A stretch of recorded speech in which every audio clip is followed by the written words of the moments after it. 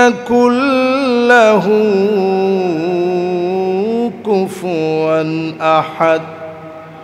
ونشهد أن سيدنا وسندنا وحبيب ربنا وطبيبنا وطبيب قلوبنا محمد صلى الله عليه وعلى آله وأصحابه وبارك وسلم، الذي أرسله بالحق بشيرا ونذيرا وداعيا إلى الله بإذنه وسراجا منيرا.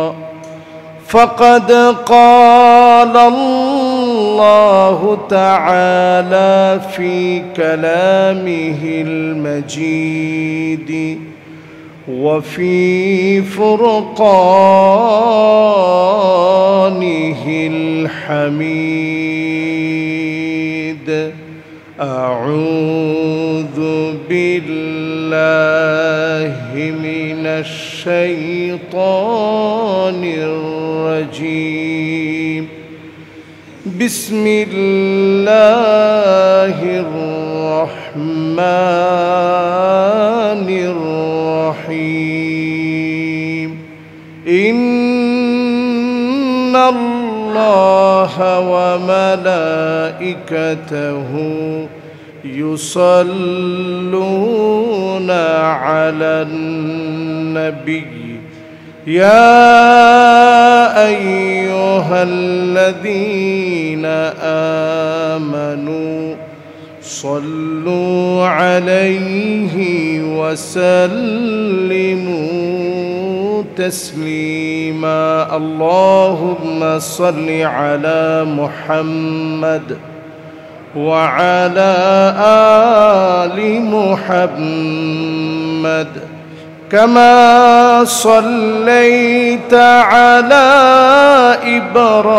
إبراهيم وعلى آل إبراهيم إنك حميد مجيد. اللهم بارك على محمد وعلى آل محمد كما باركت على إبراهيم وعلى آل إبراهيم إنك حميد مجيد. আল্লাহ পাকের শুকরিয়া আদায় করছি। মুবারক মুতাবারক মুহররম মাসের আজকের এই মুবারক জুমআতে আল্লাহ পাক আমাদেরকে আসার, বসার, বলার এবং শোনার মতো তৌফিক দান করেছেন। মালিকের আলী শান দরবারে নতশিরে অবনত চিত্তে শুকরগুজারি আদায় করছি। সকলে মিলে পড়ছি কালিমাতুশ শুকর আলহামদুলিল্লাহ। সকলে পড়ি রব্বানা লাকাল হামদ হামদান কাসীরান তাইয়িবান মুবারাকান ফীহি ইয়া রাব্বি লাকাল হামদু কামা ইয়ানবাগি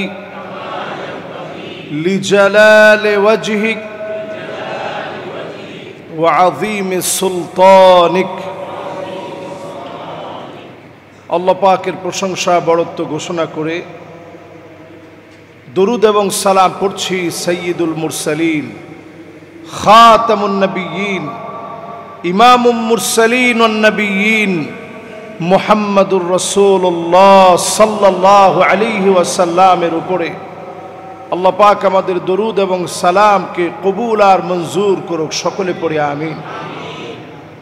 পেয়ারা হাদিরিন, গত জুমআতে মুহররমের বিভিন্ন বিষয়ে কথা বলার পর 10ই মুহররমের ইতিহাসের সবচেয়ে ঘৃণিত অধ্যায় কারবালার প্রান্তে নবীজির কলিজার টুকরা ইমাম হুসাইন রাদিয়াল্লাহু তাআলা আনহুর শাহাদতের সঙ্গে নবী পরিবারের সঙ্গে যারা ইতিহাসের সবচেয়ে নিকৃষ্ট অধ্যায়কে রচিত করেছিল তাদের সম্পর্কে গত জুমআতে আলোচনা করেছিলাম। আজকের জুমআতে মানাকিবুস সাহাবা, সাহাবায়ে কেরাম সম্পর্কে আমাদের ধারণা কেমন হওয়া উচিত এ বিষয়ে আজকের জুমআতে কথা বলতে চাই। বিমাশিয়াতিল্লাহি তাআলা ওয়া বিতৌফিকিহি, যদি আল্লাহ পাক তৌফিক দান করেন, গুরুত্বপূর্ণ এই বিষয়ে কথা বলতে চাই। সাহাবায়ে কেরাম হচ্ছে আমাদের ঈমানের নমুনা। সাহাবায়ে কেরাম আমাদের ঈমানের কি? ঈমানের নমুনা। আমরা আমাদের জীবনে আজকের এই দিন পর্যন্ত যে ঈমান পেয়েছি, সাহাবায়ে কেরামের আত্মত্যাগ আর কোরবানির কারণে এই ঈমান, এই দিন আমার হাত পর্যন্ত আল্লাহ পৌঁছায় দিয়েছে। আল্লাহু আকবার। বাদা আল ইসলামু গরীবান ওয়া সায়াউদু গরীবান তুবা লিল গুরাবা। ব্যতিক্রম কিছু মানুষকে দিয়ে আল্লাহ রাব্বুল আলামিন এই দিনের কার্যক্রমের সূচনা ঘটিয়েছিলেন। সেই ব্যতিক্রম কিছু মানুষকে দিয়ে আল্লাহ রাব্বুল আলামিন বিজয় দিয়েছেন। আবার যেদিন আমরা ব্যতিক্রম মানুষদের চরিত্রে নিজেদেরকে চরিত্রায়িত করব, নিজেদেরকে সাজানোর চেষ্টা করব সাহাবায়ে কেরামের চরিত্রে, তখন আল্লাহ তাআলা আমাদেরকে বিজয় দান করবেন। এর আগ পর্যন্ত আমরা শক্তিশালী হতে পারব, আধুনিক হতে পারব, ইহলৌকিক সভ্যতায় নিজেদেরকে সাজাতে পারব, ততদিন পর্যন্ত আমাদের বিজয় সম্ভব না যতদিন সাহাবায়ে কেরামের আদলে আমরা ঈমান না আনব, যতদিন সাহাবায়ে কেরামের আদলে আমরা জীবন গঠন না করব। সাহাবায়ে কেরামকে যদি আমরা জীবন গঠনে অনুকরণীয় না বানাই, তাহলে ততদিন পর্যন্ত মুসলমানদের বিজয় সম্ভব না। সাহাবায়ে কেরাম কেমন ছিলেন? নবীজির সামনে এসে বলতেন, ফিদাকা আবি ওয়া উম্মি ইয়া রাসূলুল্লাহ। ওগো নবী, আপনার জন্য আমার মা বাপ কোরবান হয়ে যাক। রাসূল করিম সাল্লাল্লাহু আলাইহি সাল্লামের সামনে এসে বলতেন, ফিদাকা আবি ওয়া উম্মি ইয়া রাসূলুল্লাহ। নবী, আপনার জন্য আমার মা বাপ কোরবান হয়ে যাক।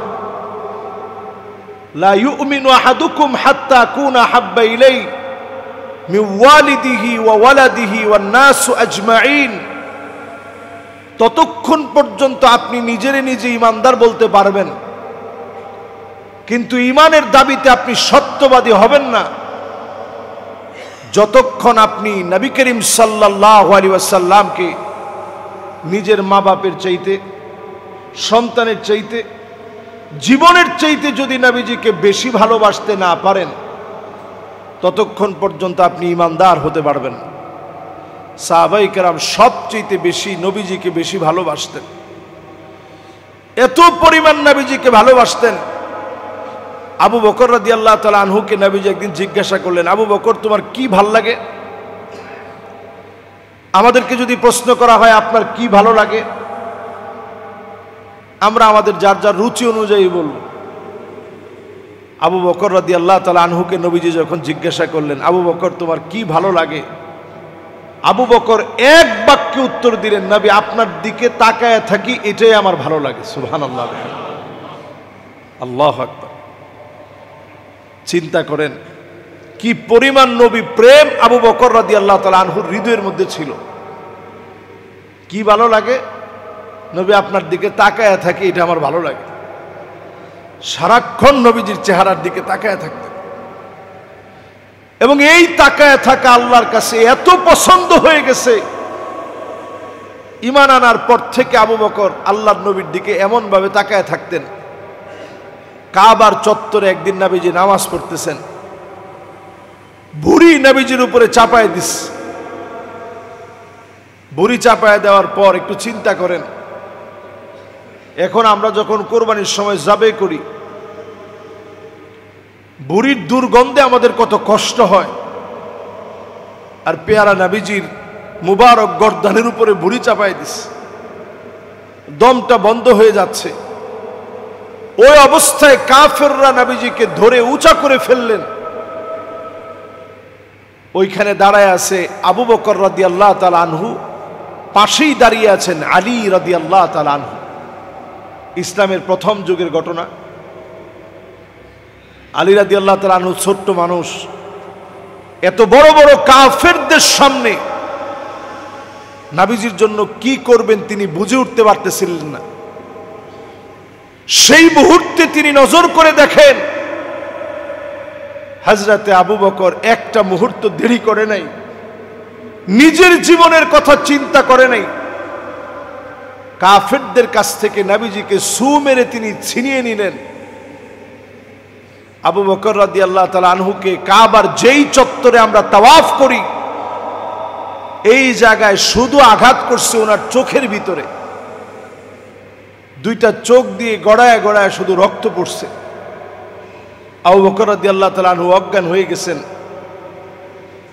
অজ্ঞান হয়ে যখন ঘরে গেছেন, বারবার তিনি জ্ঞান ফেরার পর থেকে বলতেছিলেন, মা হালুন নবী, মা হালুন নবী, আমার নবীর হালত কি, আমার নবী এখন কেমন আছে।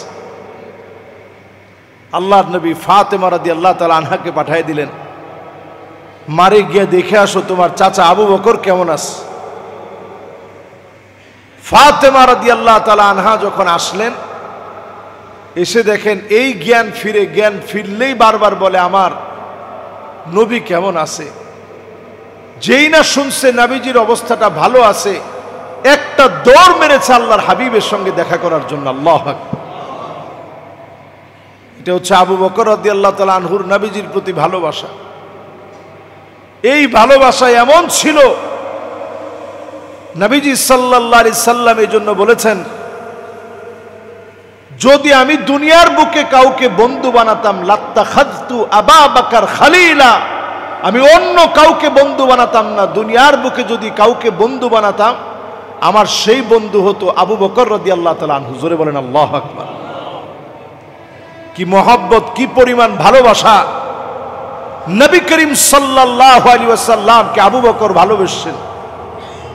কত পরিমাণ ভালোবাসা থাকলে নবীজি এটা বলতে পারেন যে কাউকে যদি আমি বন্ধু বানাতাম, তাহলে সেই বন্ধু হতো আবু বকর। এই জন্য আবু বকর রাদিয়াল্লাহু তাআলা আনহুর উপরে যদি আপনি কোনো বদ ধারণা রাখেন, আপনি যত বড় নামাজি হন, যত বড় পরহেজগার হন, ইমানের নমুনায় আপনি ফেল, আপনি সত্যিকারের ইমানদার হতে পারেন নাই। আপনি যদি ওমর রাদিয়াল্লাহু তাআলা আনহুর জীবনীর দিকে দেখেন, ওমর রাদিয়াল্লাহু তাআলা আনহু কিরকম ছিলেন। নবীজি এত আদর করত, আল্লাহর হাবিব বলেন, ইন্নাল্লাহা জাআলাল হক বিলিসানি ওমর ওয়া কলবিহি ওয়া হুয়াল ফারিকু বাইনাল বাতিল ওয়াল হক। আল্লাহ পাক এই জমিনের বুকে দ্বীনকে প্রতিষ্ঠা করেছেন হযরত ওমর ফারুক রাদিয়াল্লাহু তাআলা আনহুর সাহসিকতার মধ্য দিয়ে। ওয়া হুয়াল ফারিকু বাইনাল বাতিল ওয়াল হক।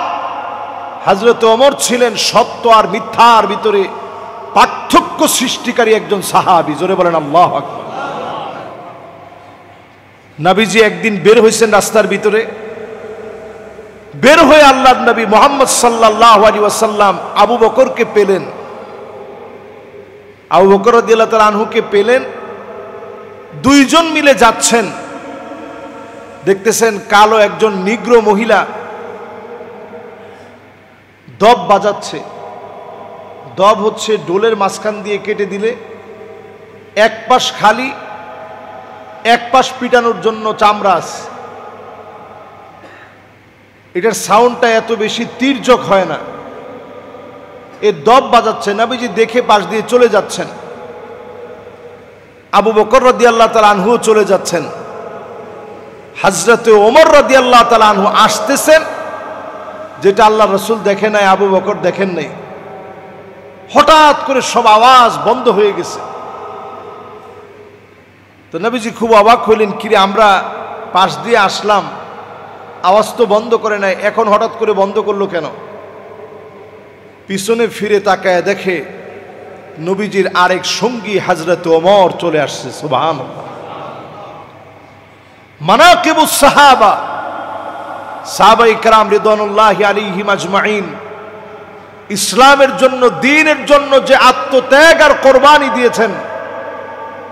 মুদ্দা উহুদিন যাহাবা, আপনি আমি যদি উহুদ পরিমাণ স্বর্ণ দান করি, সাহাবায়ে কেরাম এক মুঠ যে খাদ্য দান করেছেন, খেজুর দান করেছেন, কশিন কালেও আমার পাহাড় পরিমাণ স্বর্ণ দান সাহাবায়ে কেরামের এক মুঠ খাবার দানের সমান হবে না। আল্লাহু আকবার।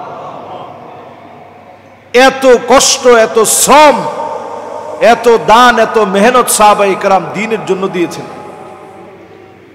এই জন্য নবীর হাদিস, লা তাসুব্বু আসহাবি, খবরদার আমার সাহাবীদেরকে গালি দিও না, খবরদার আমার সাহাবীদেরকে গালি দিও না। আমরা বাংলাদেশে এখন এমনও লোক দেখি ইয়াজিদের নিকৃষ্টতা বর্ণনা করতে গিয়ে মুয়াবিয়া রাদিয়াল্লাহু তাআলা আনহুর সমালোচনা করে। বলেন, ইয়াজিদের নিকৃষ্টতা বর্ণনা করতে গিয়ে মুয়াবিয়া রাদিয়াল্লাহু তাআলা আনহুর সমালোচনা করে। মুয়াবিয়া রাদিয়াল্লাহু তাআলা আনহু ছিলেন একজন সাহাবী, শুধু সাহাবী নন, কাতেবে ওহী, শুধু কাতেবে ওহী নন, এমন সাহাবী ছিলেন তিনি, নবীজি যার জন্য দোয়া করলেন, আল্লাহুম্মা আল্লিমহুল ইলমা ওয়াল হিকমা ওয়াল হিসাবা ওয়া কিহিল আযাব। আল্লাহ তুমি আমার মুয়াবিয়াকে ইলম দান করো, জ্ঞান দান করো, হিকমা দান করো, প্রজ্ঞা দান করো, জাহান্নামের আগুন থেকে আল্লাহ তুমি মুক্তি দান করো। নবীজি সাল্লাল্লাহু আলাইহি সাল্লাম মুয়াবিয়া রাদিয়াল্লাহু তাআলা আনহুর জন্য দোয়া করলেন। মুয়াবিয়া আল্লাহর কাছে এত দামি, মুয়াবিয়া আল্লাহর কাছে এত সম্মানী। এখন যদি ইয়াজিদের বিষয়ে আপনি মুয়াবিয়া রাদিয়াল্লাহু তাআলা আনহুকে গালি দেন, এটা ঈমানদারের কাজ না, এটা ঈমানদার মুমিনের কাজ নয়। আমি দেখলাম সেদিন একজন আলেম আলোচনা করতেছে, আলোচনার ভিতরে বলতেছে যে এই বংশটা একটু দেখেন, যেই আবু সুফিয়ান ইসলামের কত ক্ষতি করছে, তার সন্তান হচ্ছে মুয়াবিয়া। অপারেশন করলেও তো কাটা দাগের দাগটা থেকে যায়, অথচ ইসলাম আপনাকে এমন অপারেশন শিখিয়েছে, আল ইসলামু ইয়াহদিমু মা কানা ক্বাবলা, আগে যত গুনাহ করছেন, অন্যায় করছেন, ইসলাম গ্রহণ করার সঙ্গে সঙ্গে সব গুনাহগুলোকে যিনি মাফ করে দিবেন তিনি কে? এজন্য আপনি এখন আবু সুফিয়ান রাদিয়াল্লাহু তাআলা আনহু ওয়া আরদাহুর কোনো বদনাম করতে পারবেন না। এজন্য আপনি মুআবিয়া রাদিয়াল্লাহু তাআলা আনহুর কোনো সমালোচনা করতে পারবেন না। এই জায়গাটা হচ্ছে ইসলামের একটা রেড জোন, লাল একটা জোন। এটি এখানে এসে যদি কেউ সমালোচনা করে, সে হয়তো কখনো শিয়া হয়ে যাবে, যদি সমালোচনা করে সে কট্টরপন্থী সুন্নি হবে। প্রকারান্তরে গিয়ে আপনি দেখবেন আপনি ঈমান হারা হয়ে যাবেন, ঈমানের স্বাদ পাবেন না।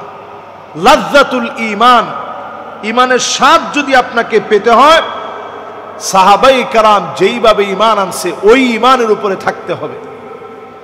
সাহাবায়ে কেরামের ঈমান এত দামি, মা আনা আলাইহি ওয়া আসহাবি, নবীজি বলেছেন যদি তোমরা হেদায়েত পেতে চাও, যেই পথে আমি আছি, আমার সাহাবায়ে কেরাম আছে, ওই পথ তোমাদের পথ হতে হবে, অন্যথায় আপনি হেদায়েতের পথ পাবেন। হেদায়েতের পথ পাওয়ার জন্য সাহাবায়ে কেরামের পথে হাঁটতে হবে। এবার আসেন, সাহাবায়ে কেরাম কেমন সহজ সরল ছিলেন। কত সহজ সরল থাকলে নবীজি জিজ্ঞাসা করতেছেন, আচ্ছা সাহাবীরা বলো তো দেখি, কাদের ঈমানটা সবচেয়ে দামি? সাহাবায়ে কেরাম সরল উত্তর দিলেন, নবী, ঈমানুল মালাইকা, ফেরেশতাদের ঈমানটা আল্লাহর কাছে সবচেয়ে দামি। নবীজি বললেন, ফেরেশতারা তো ঈমান আনবেই, তারা আল্লাহর সব বিষয়গুলো দেখে।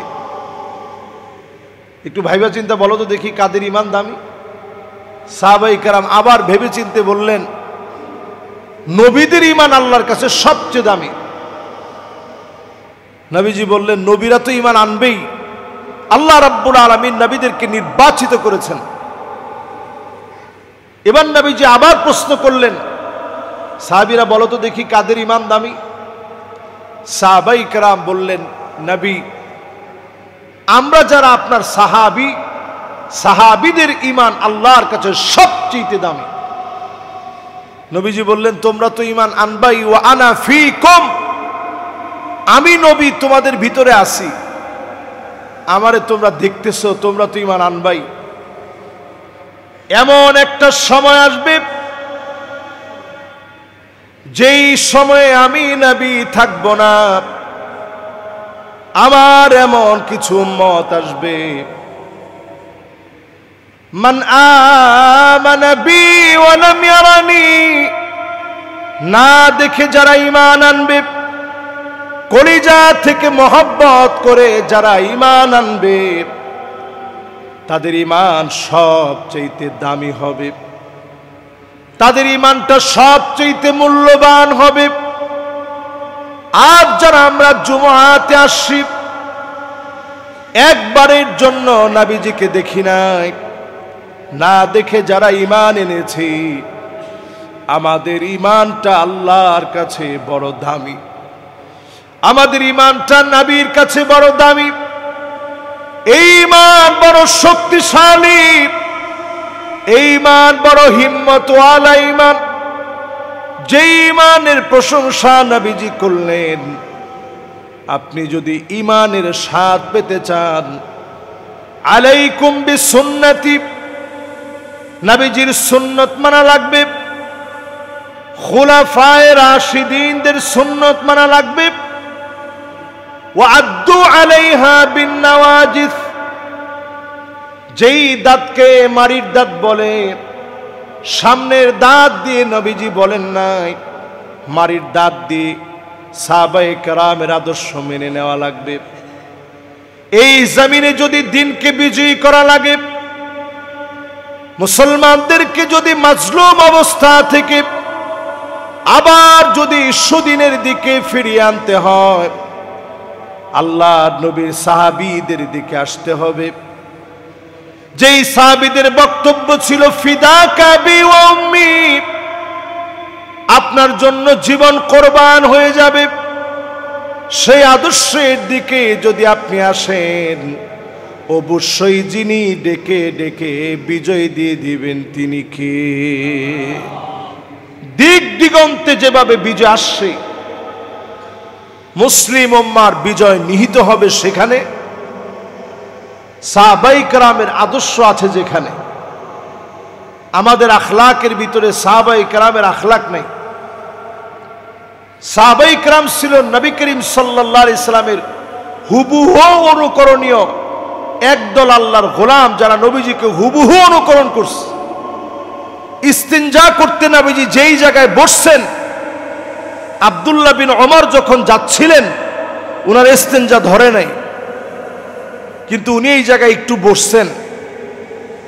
উনারে প্রশ্ন করা হয়েছে, কেউ আপনি তো ইস্তিনজা করেন নাই, তাহলে বসলেন কেন? উনি বলছে, আমার নবী এই জায়গায় বসছে, এই জন্য আমি বসছি। আল্লাহু আকবার। চিন্তা করেন, অনুকরণ অনুসরণ কারে বলে? আমি আপনি নিজেকে মুসলিম বলে মনে করি, আমরা গর্ব করি যে আমরা মুসলমান। 95% মুসলমানের এই দেশে আসলে কি আমি মুসলিম হতে পারছি কিনা? এই যে নতুন একটা বৎসর পেলাম, মুহররম দিয়ে শুরু করলাম, একটু হিসাব মিলান, আমি আপনি মুসলমান হতে পারছি কিনা? নবীর উম্মত দাবি করি, মানুষকে আমরা ধোঁকা দেই, বোকা বানাই, এরকম লোকজনের সংখ্যা মুসলমানদের ভিতরে কম না বেশি? মান গশানা ফালাইসা মিন্না, যেই ব্যক্তি ধোঁকা দিবে সেই লোকটা সব হতে পারে, নবীর উম্মত হতে পারে না। ধোঁকাবাজ নবীর উম্মত হতে পারে না। নবীর উম্মত কাউকে ধোঁকা দিবে না। আল্লাহর নবীর সাহাবীরা সামান্য খেয়ে পরে জীবন পার করে দিয়েছে, সবুর করেছে অনেক। একদিন আল্লাহর হাবিব বের হলেন কাইলুলা করার সময়। কাইলুলা মানে দুপুর কেন্দ্রিক সামান্য খাওয়ার পরে ঘুম।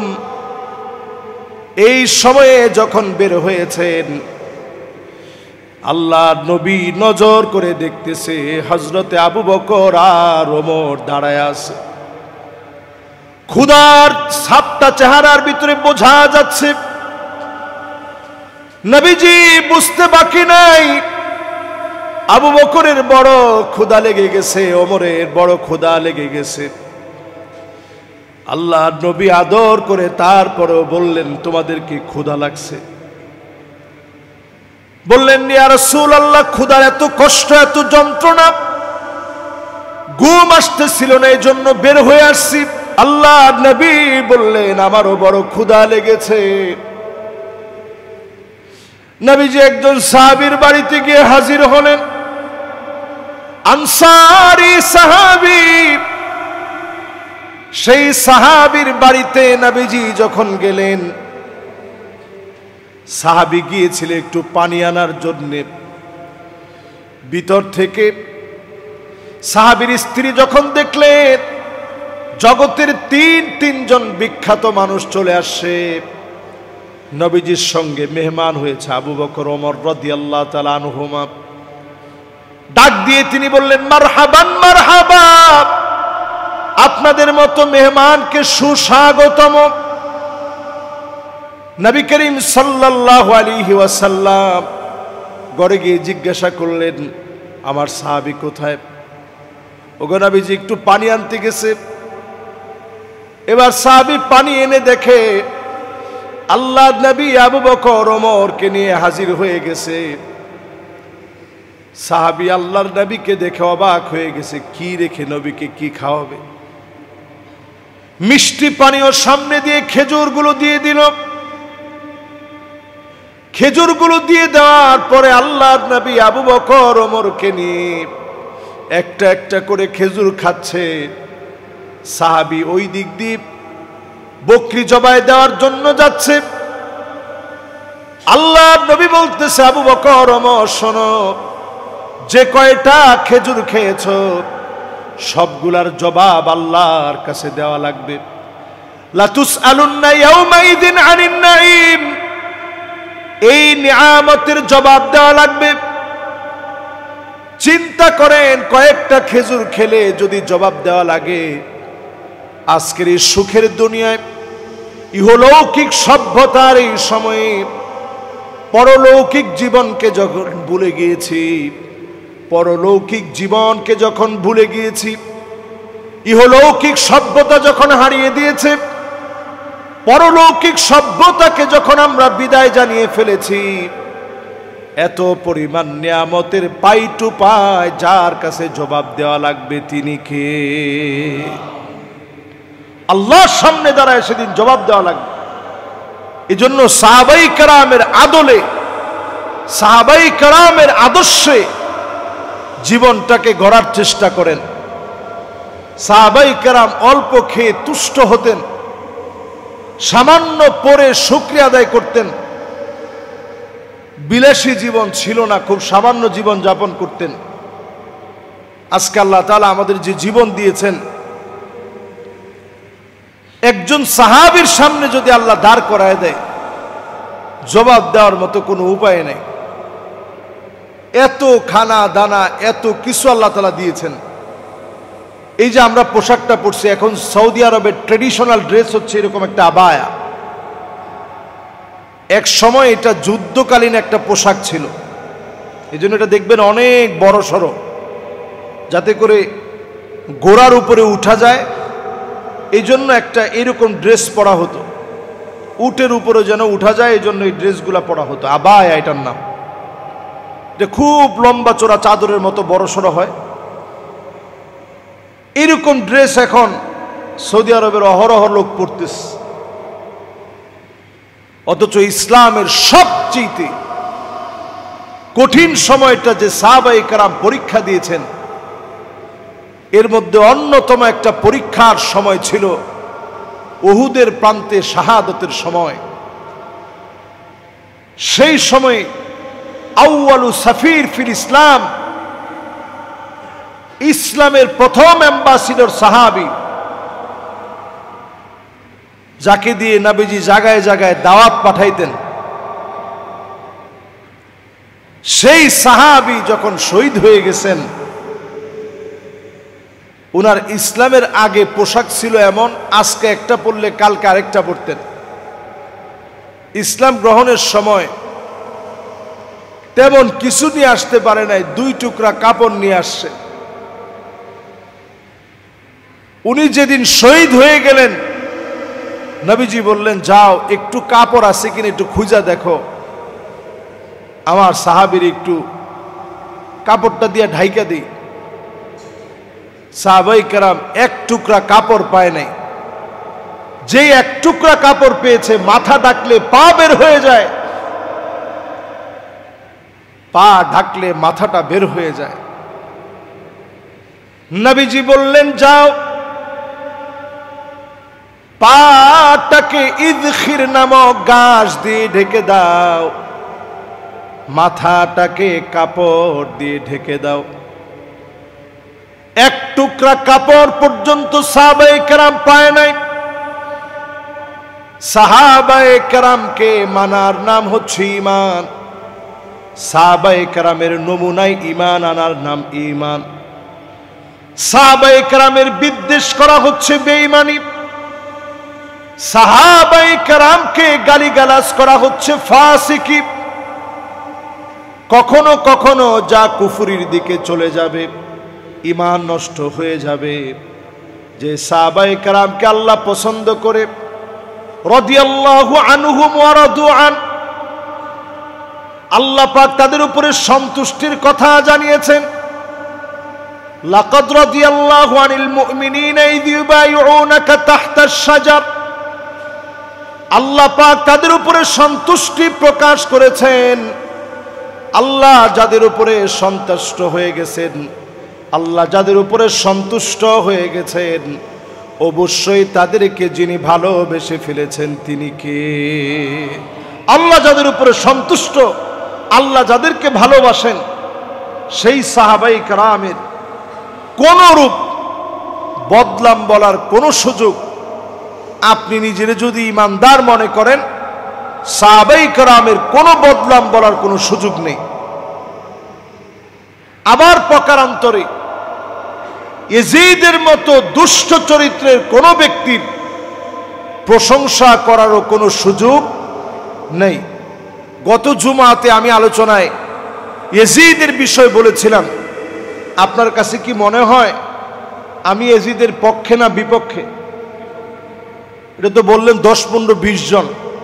সবার কাছে কি মনে হয়, পক্ষে না বিপক্ষে?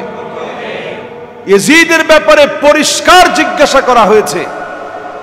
আহমদ বিন হাম্বল রাহিমাহুল্লাহর মতো বড় আলেমকে আপনি ইয়াজিদের ব্যাপারে কি বলবেন? আপনি কি ইয়াজিদ থেকে কোনো হাদিস নেবেন? তিনি বললেন, লা ওয়ালা কারামা, অসম্ভব, তার তো কোনো ব্যক্তিত্ব নেই। যে লোকের ব্যক্তিত্বই নাই, এমন লোক থেকে হাদিস নেওয়া যায় না। জোরে কোন আল্লাহু আকবার। প্রশ্ন করা হয়েছে ইবনে হাজার আসকালানী রাহিমাহুল্লাহকে, ইয়াজিদ সম্পর্কে আপনার মতামত কি? বলছে, মাকদুহুন ফি আদালাতিহি, তার ভিতরে কোনো আদালত নাই, কোনো ন্যায় বিচার নাই, সে মানুষের কাতারেই পড়ে না। এইরকম ইয়াজিদের প্রশংসা করার কোনো সুযোগ নেই। প্রশ্ন করা হয়েছে ইবনে তাইমিয়া রাহিমাহুল্লাহকে, আপনার কি মতামত? তিনি বলছে, লা নাসুব্বুহু ওয়ালা নুহিব্বুহু, এইরকম মানুষকে ভালোবাসা যায় না, তবে খুব বেশি গালিগালাজ করা দরকার নেই। এটা হচ্ছে ওনার বক্তব্য।